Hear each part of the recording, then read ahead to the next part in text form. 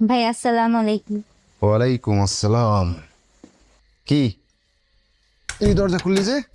কেন তুমি কাকে এক্সপেক্ট করতেছিল? না মানে ওই তোর ভাবি কই?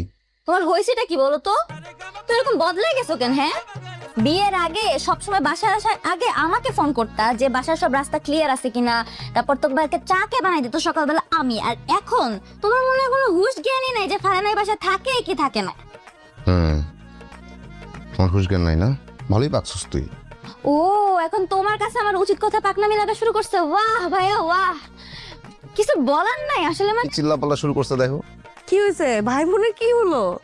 ভাবি ভাবি, তুমি তোমার জামাইকে প্লিজ একটু জিজ্ঞেস করো যে ওর বিয়ের আগে ওর সব সময় সব সমস্যা ওর পাশে কে দাঁড়াইছিল? কে দাঁড়াইছিল? ও ছিল। আমি ছিলাম। আর এখন কে আছে? কে আছে? তুমি আছো।